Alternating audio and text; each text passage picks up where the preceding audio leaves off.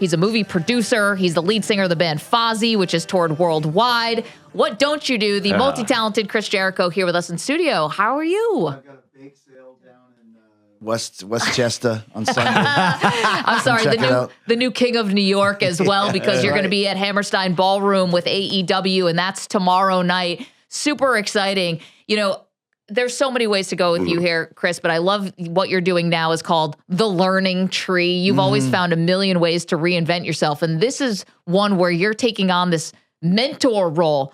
I mean, who mentored you? Who do you credit for laying the groundwork? I don't think there's one particular person, because my career went in phases around the world, like starting out in Canada, then going to Mexico, and then ending up in Japan, and then kind of going through the smaller companies in the States to end up, you know, here in AEW. So there was quite a few, but probably the biggest mentor as far as understanding the psychology of wrestling would be Pat Patterson, who worked in the WWE for years in the office. Kind of taught me a lot about psychology, about how to put together matches, when to do things, when not to do things.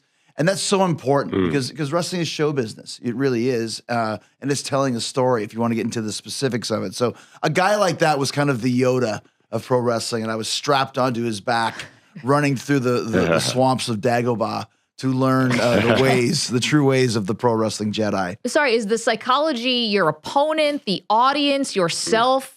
It's how to engage the crowd, how to manipulate the crowd. You know what I mean? So that's really what we're doing is you're hooking people.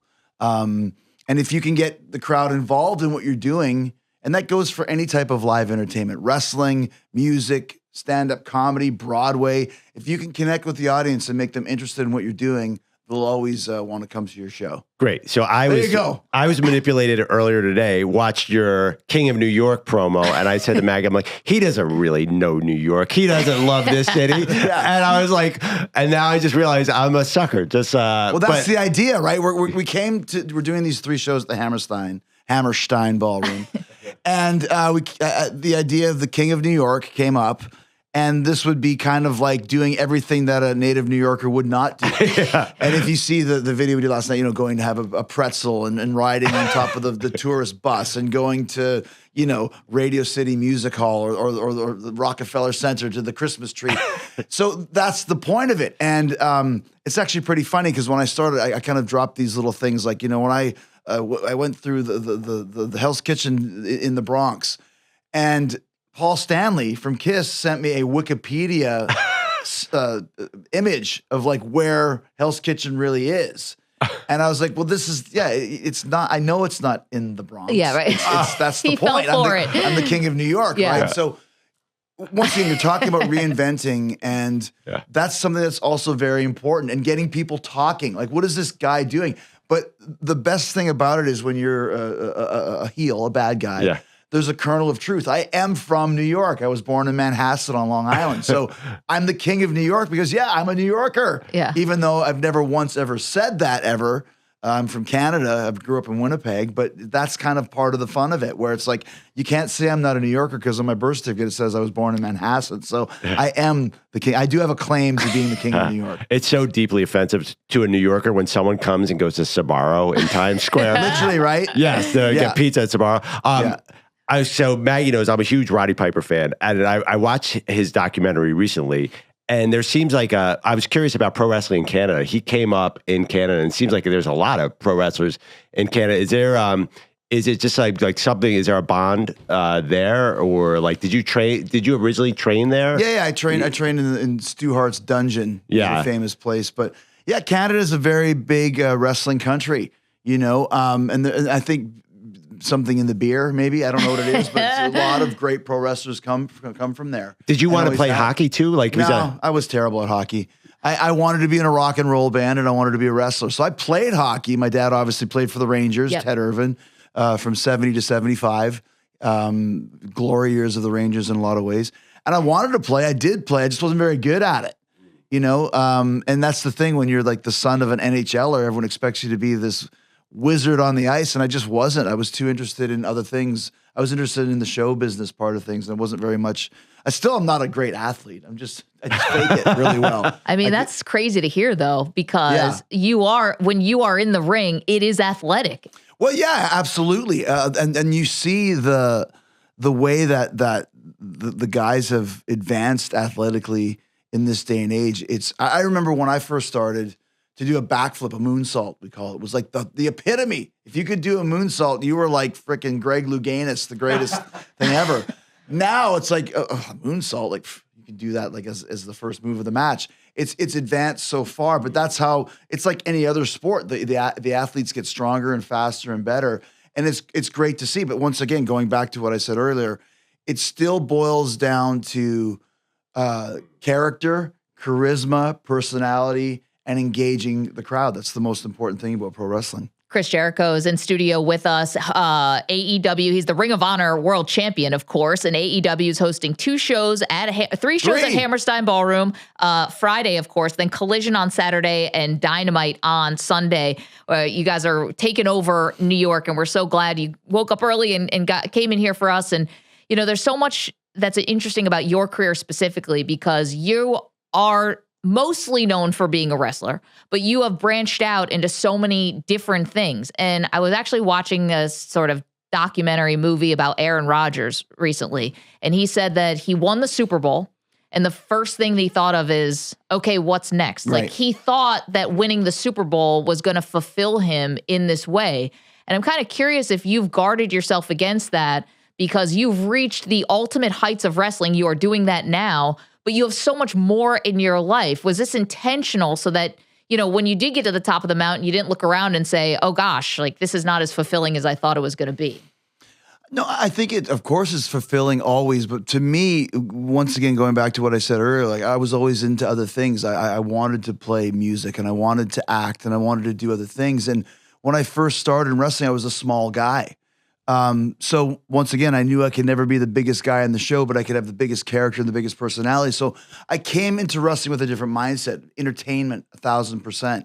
So when I started getting, like you mentioned, to the top of the quote unquote mountain in wrestling, I still wanted to do other things and never leave all the eggs in the, you know, in the wrestling ring basket. So it's not something that was ever calculated. It's just who I am. You know, I appreciate so many different things. Like you mentioned, my podcast earlier, when I first started doing it, gosh, over 10 years ago, I said to my boss at the time at Westwood One was the network, like, this can't be just a wrestling podcast. He's like, well, what else are you going to talk about? I'm like, oh my gosh, dude, don't even get me started. Like, what am I not going to talk about?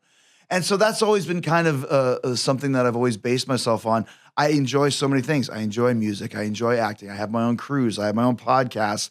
I've written books. Like you mentioned, Fozzy's gotten bigger and bigger and bigger. So when Fozzy got bigger, I started another band that we've been working on. So there's just a lot of different things that I continue to be creatively fulfilled.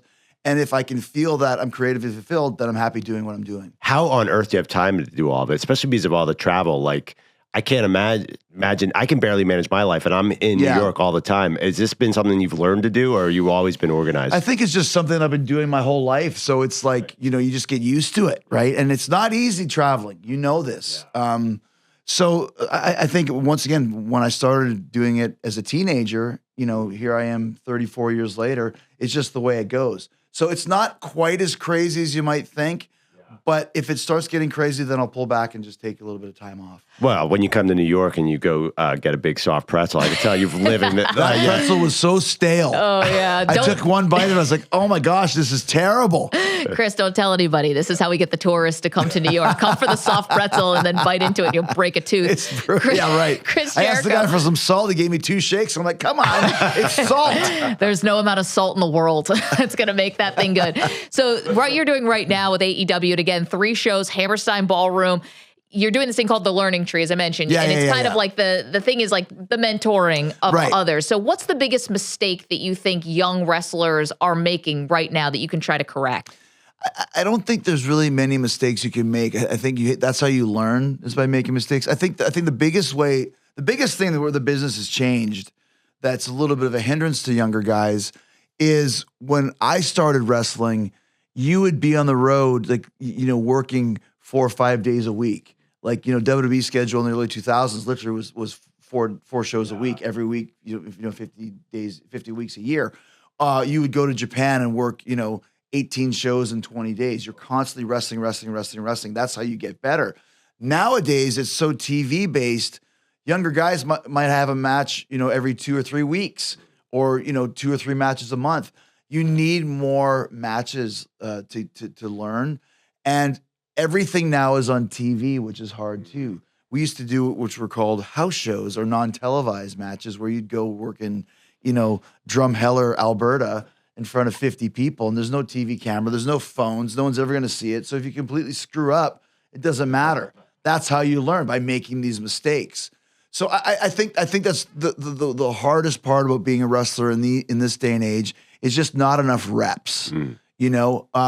So a mistake would be not to take chances. You have to take chances in the business. You have to just go for it, and it's harder to do that when you have hundreds of thousands of people watching, and also too, then you might go on to X, or you might go on to Instagram. You might read bad reviews, and everybody's a critic, and everybody hates everything, and that can kind of get into your head as well. So I think another big mistake is listening too much to social media. But that's just the way of the world. It's hard to shrug that off. You have to have a really thick skin. You guys know for your show. If you look at any review, oh my gosh, Maggie, it's like, we're getting it in real time. Just shut up. I mean, you try it then. So, but once again, I mean, the business always changes throughout the years, and you have to just stay ahead of that and go with the flow. Do you know who, when you see a young wrestler, can you tell who's got who's got potential, or can you say, well, I don't know if this guy's got it, but I can work with him? Is it automatic? It's not automatic, and I've had a few factions. My role in AEW has been a mentor in a lot of ways, and we started with the Inner Circle, and then we went to the Jericho Appreciation Society, and then we went now with the Learning Tree. So, a guy like Sammy Guevara, who was with Inner Circle, and then a guy like Danny Garcia, who was in Jericho Appreciation Society, then Big Bill and Brian Keith now in the Learning Tree. They're all guys that are just excited to learn and want to get better. And that's kind of my role in the show, is to help guys learn and hear different ways of doing things. And like I said, don't be afraid to take a few chances, and don't be afraid to, do something that might connect with the audience. I can't stress it enough. You have to have that charisma and that personality in this business. I don't care how many great moves you can do or how many great matches you can have. A great match is a great match until the bell rings and the 3 count is done, and then it's forgotten. It's the characters and the story that gets you to that match that makes the difference. Yeah, I mean, if you were looking back and you could talk to your 16-year-old self, what would you say? Would you have been surprised how far you've come, or did you kind of know back then? I don't know. Like, I remember it's all relative. Like, when you first start, I just wanted to have a match. If I could just have a match, then, man, I'd be there. And then you have a match, and it's like, wow, well, if I could just get another match. And then if I could get another match outside of Alberta, because that's where I trained, and then you suddenly get a match in Winnipeg, and then we're going to the States, Pomona, California, at a flea market, a Mexican flea market. I'm in. I'll drive 36 hours to go.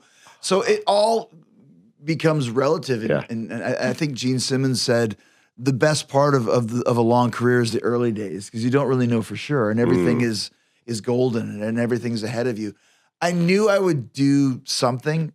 I didn't think I'd be doing as much as I'd done, at the risk of sounding a little egotistical maybe, but I guess sometimes you have to look back and just kind of enjoy it all. But for me, I'm still in the thick of it. Yeah. I'm still here and still enjoying what I'm doing. When people say, what's your favorite era of Chris Jericho? I always say this one. Yeah. Because if it isn't this one, then why am I doing it? There's been other ones that I've enjoyed, but I like the Learning Tree. I love the King of New York. It's so amazingly preposterous, but you play it straight. Yeah. Like, skating around Rockefeller Center with the Ring of Honor championship title on your shoulder, but not making a gag of it. Like, you look back and go, is he really doing that? That's ridiculous, but that's the fun of it, And if you think of it like that way, you laugh. If not, of course he's going to be skating around Rockefeller Center. Well, why wouldn't he? it's also, you're in this video where you're doing this King of New York thing and you're deadpanning it, being in Times Square, which is like nothing that a real New Yorker would ever really do. You get it. It's the point. But you're also a great skater because you grew up in Canada. Dad was a professional hockey player, all that. Here's the thing too, though. You go onto the ice at Rockefeller Center, and anybody that plays hockey will know this.